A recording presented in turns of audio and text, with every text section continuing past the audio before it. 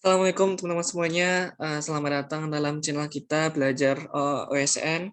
Pada kesempatan kali ini kita akan mulai membahas materi berikutnya yang cukup menarik buat teman-teman semuanya dalam mempersiapkan Olimpiade. Sebelum itu tetap teman-teman di sini dukung terus ya channel kita dalam belajar OSN. Jangan lupa subscribe maupun juga share ke teman-teman kalian untuk terus mendukung channel pembelajaran kita pada YouTube channel kita ini. Dan teman-teman semuanya kita coba untuk membahas nanti lebih cukup dalam ya terkait dengan materi berikut yang kira-kira ini menjadi penting buat teman-teman semuanya kenapa kita butuh membahas materi ini. Yaitu kita akan coba membahas materi yang berhubungan dengan market structure, yaitu struktur pasar. Nah, dalam pembahasan kita kali ini, teman-teman semuanya, mungkin kalian sudah pernah mengenal ya, ada macam-macam jenis pasar, ada pengertian pasar yang mungkin teman-teman sudah paham. Kita coba jelaskan di awal bahwa pasar lah bertemu antara demand dan supply.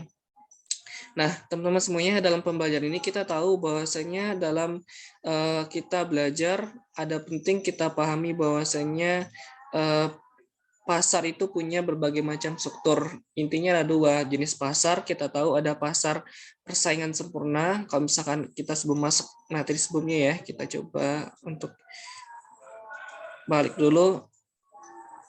Langsung saja ya. Jadi dalam pasar itu ada jenis ya. Pertama kita kelompokkan secara umum menjadi dua. Pertama dia pasar persaingan sempurna. Nah, di sini kita katakan perfect competition market gitu ya. Dalam pasar persaingan sempurna ini sangat penting. Kenapa dia kondisi sebuah ideal ya dalam pasar, tidak adanya tidak adanya kesalahan yang terjadi, semua informasi sempurna, penjualan sangat banyak dan lain sebagainya. Itu merupakan ciri-ciri. Nah, kalau misalkan kita lihat di sini berikutnya selain itu pasar persaingan tidak sempurna. Nah, kenapa dikatakan tidak sempurna? Karena di sini terdapat cacat gitu ya. Nah, ini kita sebut sebagai imperfect competition market. Di antaranya nanti di pasar-pasar tidak sempurna ini ada nanti penjelasan terkait dengan pasar monopoli gitu ya. Artinya adalah mono satu penjual, kemudian oligopoli, kita belajar juga di pasar-pasar yang tidak sempurna. Kemudian yang terakhir adalah monopolistik. Nah, ini secara umum kita pelajari ada 3 jenis pasar dalam pasar-pasar yang tidak sempurna. Sedang pasar-pasar sempurna itu sebuah kondisi ideal dalam perekonomian, tapi dalam dunia nyata ini benar-benar susah kita temukan dalam dunia nyata. Nah, kalau kita bahas di soal nomor pertama ini, teman-teman, bentuk permintaan individu perusahaan sama dengan bentuk kurva permintaan pasar. Inilah merupakan ciri-ciri jenis pasar apa ketika ini individu dalam sebuah pasar, kurva permintaannya sama dengan kurva pasar. Ya, ini kita katakan apa? Nanti kita coba jelaskan lebih dalam jawaban untuk soal seperti ini. Nah, jadi benar ketika bentuk kurva individunya sama dengan kurva pasarnya adalah yaitu pasar monopoli. Kenapa kita katakan pasar monopoli? Jadi tadi kita bahas ya, pasar monopoli ini bagian dari pasar persaingan tidak sempurna. Jadi kita katakan pasar monopoli ini pasar persaingan tidak sempurna ya. Tidak sempurna. Nah, teman-teman semuanya, ini pertama kita bahas dulu dari firm levelnya atau struktur bentuk dari kurva pasarnya, kurva individu pasarnya. Kemudian inilah pasar tingkat gabungan dari beberapa individu dalam sebuah pasar kita sebut sebagai pasar. Kenapa bentuk kurva individunya sama dengan pasar? Karena kita tahu bahwasanya kalau pasar monopoli itu dia adalah satu penjual. Nah, otomatis karena dia satu penjual, bentuk pasarnya juga sama karena dia sendiri yang menjualnya, dia sendiri yang hanya berada di pasar. Maka kita katakan firm levelnya sama dengan market levelnya karena dia satu perusahaan juga sekaligus satu-satunya pemain dalam pasar. Nah, diantaranya adalah kalau kita lihat ini CP ini artinya adalah biaya dengan harganya gitu ya. Ini untuk berapa banyak biaya dikeluarkan dengan berapa harga yang diperjualbelikan. Inilah quantity, ini adalah permintaan, kurva permintaannya teman-teman. kurva permintaannya yang butuh kita pahami ya. Ini kurva permintaan, ini marginal cost-nya, ini adalah average cost-nya atau rata-rata biayanya. Nah, inilah intinya kita pelajari bahwasanya misalkan di sini ya, teman-teman. Misalkan inilah P, ini harga yang dijualnya, ini adalah cost-nya. Nah, ketika kalian menjual barang dengan harga misalkan di sini Rp1.000, kemudian kalian menjualnya dengan harga Rp2.000. Ini permintaannya katakanlah 100. Nah, otomatis inilah tingkat laba yang kalian terima.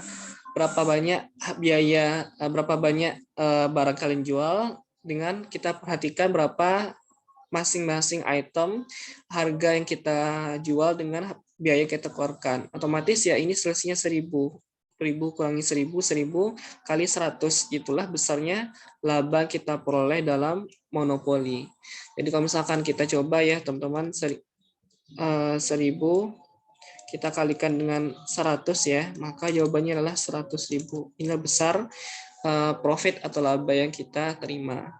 Di sini kita belajar mengenai bahwasanya pasar struktur bentuk kurva permintaan atau struktur bentuk permintaan individu dalam pasar monopoli sama dengan pasar umumnya, karena pasar ininya gitu ya, karena monopoli hanya terjadi satu penjual. Jadi dalam hal ini kita bahas bahwasanya bentuk kurvanya adalah sama seperti itu. Nah, kita lanjut ya teman-teman di soal berikutnya, masih gampang ya. Nah, soal kedua ini kita bahas terkait dengan kurva permintaan yang dihadapi oleh perusahaan itu ternyata bentuknya adalah horizontal. Hal ini dikarenakan, nah kalau bentuk kurva yang bentuk perusahaannya adalah bentuk kurva permintaannya horizontal, maka kita tahu dia adalah jenis pasar persaingan sempurna. Kita sebut sebagai PPS. Kita boleh nih gambarin nanti teman-teman kenapa bentuknya adalah horizontal. Kita next ke soal berikutnya, ke jawabannya. Nah, kita tahu nih teman-teman, ini adalah dalam bentuk pasar persaingan sempurna. Nah, kita tahu bahwasanya bentuk ini market levelnya, gitu ya.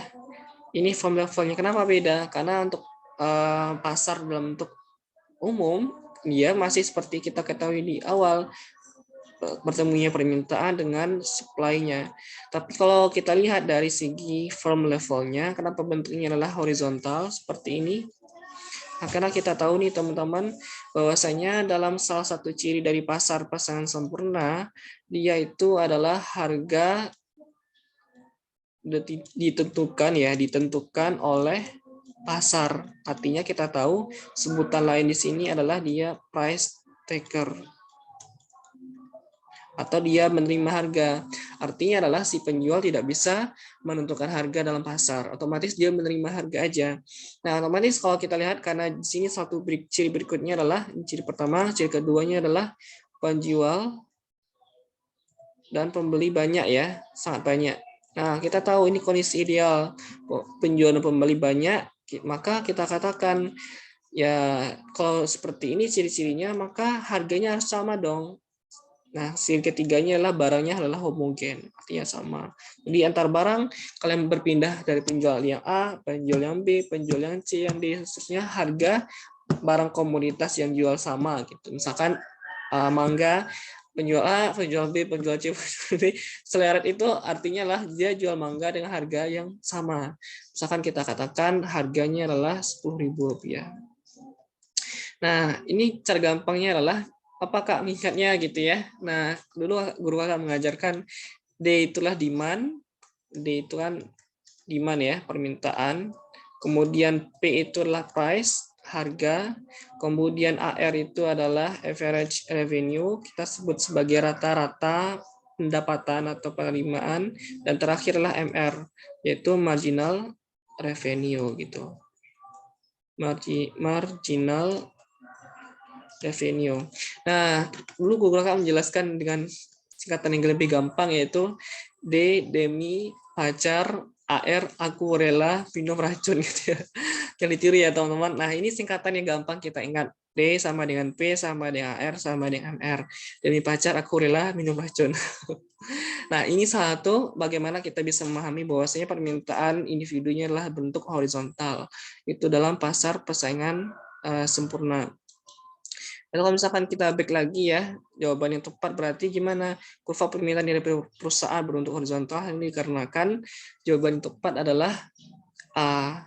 Terdapat banyak sekali perusahaan di pasar dan dia hasilkan barang yang homogen atau kita sebut sebagai barang bentuknya sama gitu ya, harganya sama tiap barang karena bentuknya sama dan tiap penjual menjual barangnya sama gitu. Kalau misalkan penjual A jual mangga, ya penjual B, C, D, E seterusnya jual mangga semuanya. Jadi nggak ada lagi barang lain yang dijual selain dari mangga kayak gitu. Nah ini kita katakan sebut sebagai pasar persaingan sempurna. Oke, masih gampang ya teman-teman. Nah, terakhir kita bahas nomor 3, kejadian unik yang terjadi pada individu dalam pasar oligopoli adalah bentuk kurva permintaan individunya perusahaan yang berbentuk apakah dia elastis, inelastis, permintaan patah, elastis sempurna, atau kita sebut sebagai inelastis sempurna. Maka kita coba jawab nomor 3 ini dengan pembahasan.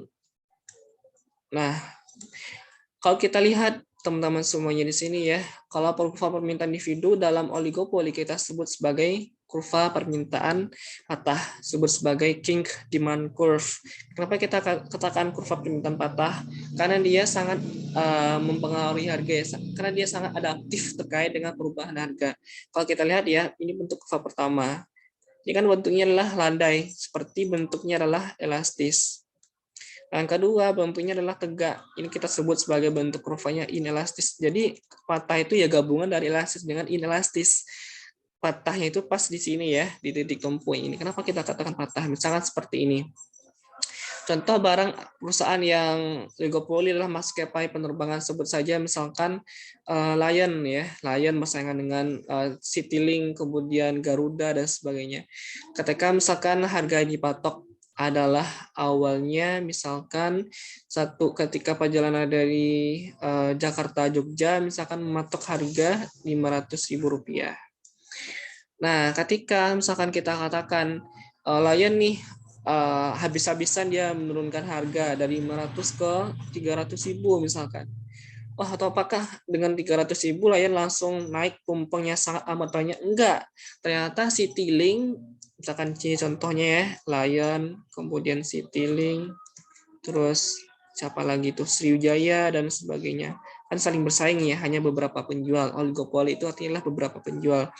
Nah, ketika si Lion ini turun drastis harganya dari 500 ke 300, maka kita katakan si Citylink nggak mau, dia juga menurunkan harga. Itu adalah satu sisi dari oligopoli. Ketika pesaingnya menurunkan harga, dia nggak mau juga, dia pasti menurunkan harga. Nah, otomatis keuntungannya akan terdistribusi juga lagi ke si pesaingnya. Nah, akibatnya adalah kenaikan permintaan hanya sedikit dibandingkan dengan penurunan harga yang dilakukannya, sehingga dia ya nggak jauh untung banget gitu ya. Itu satu ciri kenapa dia inelastis. Elastis kenapa? Misalkan seperti ini, ketika si Lion matok harga 500.000 rupiah dari Jakarta Jogja, kemudian dia satu waktu ingin menaikkan harga nih dari 500.000 ke 550.000 aja deh, cuma naik 50.000, naik dikit aja, otomatis kita lihat di sini ya, naik sedikit aja, volume permintaan itu sangat besar di sini teman-teman. Kenapa? Awalnya belinya misalkan yang 100 orang, akhirnya jadi 30 orang. Kenapa? Karena ketika si individu menaikkan harga, pesaing lain, Citylink, Sriwijaya dan sebagainya itu dia nggak mau menaikkan harga. Itulah satu pesaingnya besar sekali. Ketika satu orang menurunkan harga, dia nggak mau kalah. Tapi ketika dia naikkan harga, yang lain nggak mau gitu. Otomatis dia sendiri yang merugikan karena orang-orang akan beralih, si pembelinya beralih dari si Lion ke maskapai penerbangan lain. Itu satu kita cirikan bahwasanya pasar oligopoli yang hanya beberapa penjual itu sangat kompetitif sekali. Kita katakan sebagai kurva yang memiliki permintaan patah, kink demand curve.